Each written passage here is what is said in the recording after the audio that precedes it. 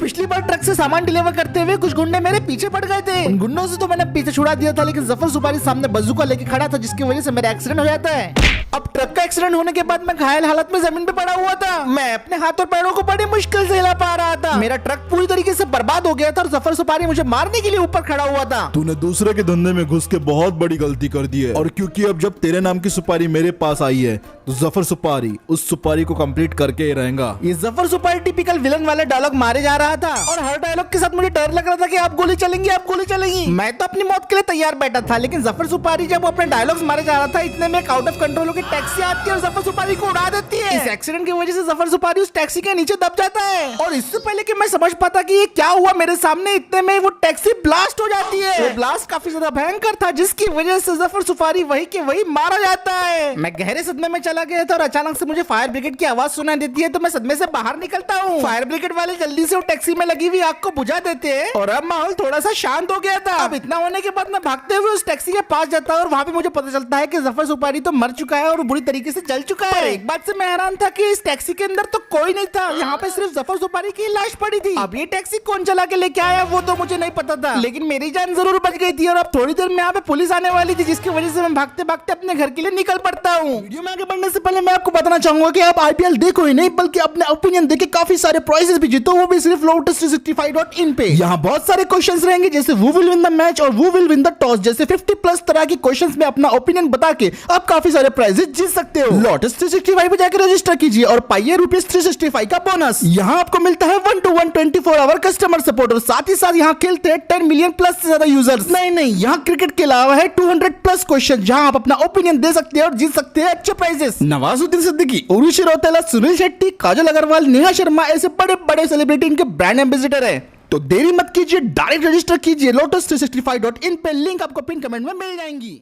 रात हो गई थी और अब मैं अपने घर में पहुंच गया था, लेकिन मेरे दिमाग में एक ही बात चल रही थी कि मुझे आखिरकार मारना कौन जाता है, और तभी मुझे टीवी पे एक ऐड दिखाई देती है। वेलकम वॉचर्स, क्या आप एक बिजनेसमैन हैं और आपके बिजनेस में लोग बाधाएं डाल रहे हैं? क्या कोई बार बार आपके रास्ते में आके आपको आगे बढ़ने से रोकना चाहता है? अगर हाँ तो इसका इलाज हमारे पास है। हम बताएंगे आपको आपके दुश्मन का नाम, फिर जो मर्जी हो करो उसके साथ काम। ये ऐड को देखने के बाद मैंने सोचा कि मुझे भी इन लोगों की मदद लेनी चाहिए, और शायद इससे मुझे पता चल जाए कि कौन मुझे मारना चाहता है। तो मैं फटाक से अपना फोन उठाता हूँ और जो स्क्रीन पे दिए गए उनका कॉन्टेक्ट नंबर था वो डायल कर देता हूँ। पहले 30 सेकंड तक कॉलर ट्यून बजते रहती है कुछ इस तरीके से,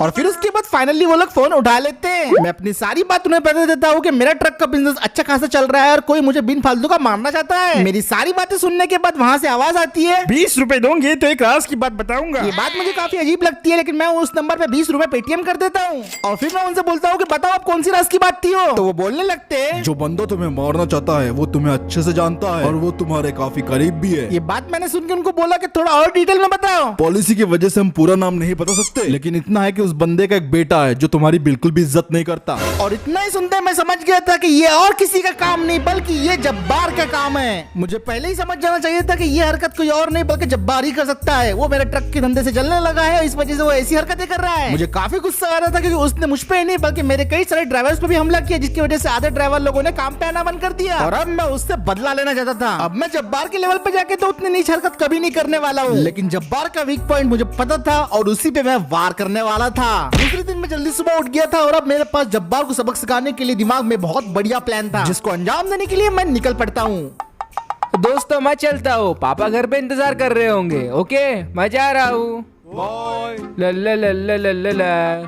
अच्छा हुआ मैंने अपनी बाइक दूर पार्क की, वरना ये लोग मुझसे लिफ्ट मांगते।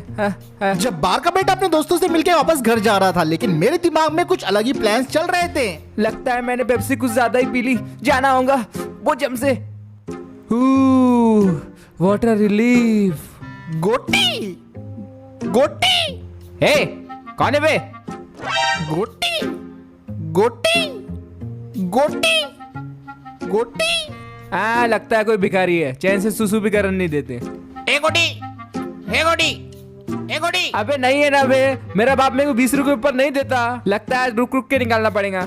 अब मेरे प्लान को अंजाम देने का वक्त आ गया था, तो मैं जब्बार के बेटे की तरफ बढ़ने लगा। मैं फिर से उसके पीछे जाके खड़े हो जाता हूँ और उसे चिढ़ाना शुरू कर देता हूँ। गोटी गोटी गोटी। अबे तू पास क्यों आ रहा है? बोला ना पैसा नहीं है। पर तेरे बाप के पास तो बहुत पैसा है ना? इतना सुनते ही जब्बार का बेटा बुरी तरीके से घबरा गया था। फिर उसके बाद वो मेरी तरफ मुड़ के देखता है और मुझे बोलने लगता है, अरे ये तो किडनैपर लगता है, कोई बचाओ। रुक जा। जब्बार का बेटा अपनी जान बचा के भागने लगता है। मैं उसका पीछा करना शुरू कर देता हूँ। अरे कोई बचाइए, मेरा किडनैप कर रहा है, बचाओ। Police police, CID, crime petrol. अब जब्बार का बेटा उस गली से भागते हुए बाहर निकल जाता है और खड़ी हुई बुलेट पर फटक से बैठता है, उसे स्टार्ट करता है और निकल जाता है मुझसे भागने के लिए। पर मैं उसका पीछा इतने आसानी से नहीं छोड़ने वाला था। मैंने सलीम भाई की पुरानी बुलेट लेके आया था ताकि कोई मुझ पे शक न कर सके, और फिर मैं भी बुलेट पर बैठ के उसका पीछा करना शुरू कर देता हूँ।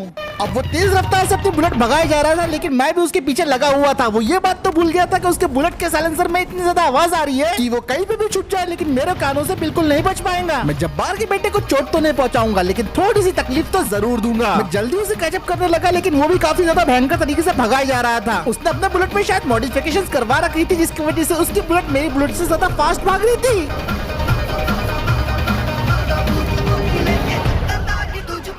इसका पीछा करते हुए मुझे अब 10 मिनट हो चुके थे और जब्बार का बेटा अपनी बुलेट को फुटपाथ पे चलाने लग गया था। मैं भी अपनी बुलेट को उसके पीछे पीछे भगाने लगा, लेकिन अब इस चेस को खत्म करने का वक्त आ गया था। अरे ये पागल मेरे पीछे कैसे पड़ गया? वो जल्द से जल्द कहीं छुपना होगा। जब्बार का बेटा अपनी बाइक को घुमा के एक पार्किंग लॉट के अंदर ले आता है। उसे लग रहा था इस तरीके से वो मुझे चकमा दे देगा और कोने में जाके वो अपनी बाइक को पार्क कर देता है। हाँ, अपनी बाइक इधर रहने देता हूँ और टैक्सी लेके घर पे चल जाता हूँ। हाँ, चली जाता हूँ। उसको लगा उसने मुझे चकमा दे दिया, लेकिन मैं पार्किंग के पीछे से आ जाता हूँ और फिर उसके बाद अब जब्बार इन सारी बातों से बेखबर था और अपनी नई नवेली स्कॉर्पियो की सफाई कर रहा था।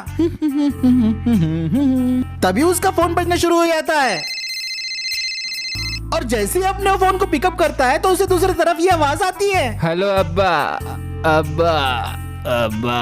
ये सुन के जब्बार को लगता है उसके बेटे ने कहीं शराब तो नहीं पी लिया, तो वो बहुत गुस्से में बोलने लगता है, जिमी तूने कहीं शराब तो नहीं पी ली? मैंने तुझे कहा था ना दोस्तों से दूर रहना ऐसे। लेकिन उसके बाद फिर मैं बोलना शुरू करता हूँ, हेलो जब्बार, पीने का तो पता नहीं पर तेरा बेटा पिटेगा जरूर। और मेरी ये बात सुनते ही जब्बार घबरा जाता है। वो समझ गया था कि कुछ ना कुछ गड़बड़ है और फिर वो बोलने लगता है कि क्या हुआ, कौन हो तुम और मेरा बेटा कहाँ पे? तेरा बेटा मेरे कब्जे में है। अगर तू अपने बेटे की भलाई चाहता है तो 4 करोड़ रुपए लेके मुझे नंदनवन के पीछे वाले स्क्रैप यार्ड में मिलना, और हाँ याद से बिल्कुल अकेले आना। अगर पुलिस या किसी और को लेके आया तो तेरा बेटा जब्बार मेरी सारी बातों को मान जाता है। बस वो बोलता है कि मेरे बेटे को कुछ मत करना। वो बुरी तरीके से घबरा गया था। फिर वो भागते हुए फटाफट अपने घर के अंदर जाता है और फिर वो अपने रूम में पहुंच जाता है। फिर सरकार से उसने जो ब्लैक मनी बचा के रखा था उसमें से वो 4 करोड़ रुपए एक बैग में डालता है और भागते भागते अपने घर से निकल जाता है। फिर वो अपनी गाड़ी में बैठता है, उसे स्टार्ट करता है और वो पैसा लेके निकल पड़ता है नंदनवन की तरफ। और जैसा मैंने उसे बोला था वो बिल्कुल अकेले ही मुझसे पैसा लेके मिलने के लिए आ रहा था और मैं यहाँ जब्बार का इंतजार कर रहा था। उसके बेटे को मैंने बस एक हल्का सा लाफा मार के बेहोश किया था। उसका बेटा सिर्फ मेरे लिए एक चारा है। और फिर लगभग 20 मिनट के बाद जब्बार स्क्रैप यार्ड में पहुंच जाता है। वो चारों तरफ नजरें घुमा के मुझे ही ढूंढ रहा था और फाइनली मैं उसे दिख जाता हूँ। जैसे मैं उसे दिखता हूँ अपनी गाड़ी को रोक देता है और अपनी गाड़ी से उतर के बाहर रहता है। अब वो डरते डरते मेरे पास आ रहा था और उसे देख के मुझे बहुत ज्यादा गुस्सा आ रहा था। मेरा मन तो ऐसा कर रहा था कि इसे बहुत सारे गुस्से मारूं, लेकिन इसका बेटा था इस वजह से मैंने कुछ नहीं किया। फिर वो मेरे एकदम आमने सामने खड़ा हो जाता है और मुझे बोलने लगता है, जैसा तुमने कहा था मैं पूरे 4 करोड़ लेके आ गया हूँ, अब प्लीज मेरे बेटे को जाने दो। मैं उससे बोलता हूँ कि 4 करोड़ तो मैं लूंगा ही, पर मुझे तेरी गाड़ी भी चाहिए। अरे यार क्या बोल रहे हो, 1 साल इंतजार करने के बाद मुझे वो गाड़ी मिली है। देता या फिर? अच्छा बाबा ठीक है ले लो, गाड़ी भी ले लो तुम मेरी। ये हुई ना बात। फिर उसके बाद मैं जब्बार से गाड़ी की चाबी और उसके सारे पैसे अपने बैग में डाल लेता हूँ और वहाँ से निकल पड़ता हूँ। जाने से पहले मैं जब्बार को बोलता हूँ कि जैसा तुम करोगे वैसा तुम भरोगे, और इतना बोल के मैं वहाँ से जाने लगता हूँ। लेकिन तभी जब्बार का बेटा बोलने लगता है, एक बात बताओ अब्बा, मुझे ये जाना पहचाना सा लगता है। ये पीछे का टकला मैंने कहीं देखा हूँ। और फिर उसके बाद मैं नई नवेली स्कॉर्पियो एन में बैठता हूँ, उसे स्टार्ट करता हूँ और रिवर्स लेके वहाँ से निकल पड़ता हूँ। जब्बार को मैंने इस बार बहुत अच्छा मजा चखा दिया था और अगली बार से ऐसा वो कुछ नहीं करेगा। मेरा ट्रक का बिजनेस तो अब बहुत बड़ी चल रहा है, लेकिन अब मुझे अपने रेस्टोरेशन वाले बिजनेस पे भी ध्यान देना है। तो अगर चाहते हो कि वर्कशॉप अपग्रेड हो अपनी, तो कमेंट करके बताओ। और इसी के साथ आज का वीडियो यही खत्म करते हैं। वीडियो पसंद आए तो लाइक शेयर सब्सक्राइब जरूर कर देना और 10,000 लाइक होते ही अपना अगला वीडियो आ जाएगा। और मैं मिलता हूँ आपसे अगले वीडियो में।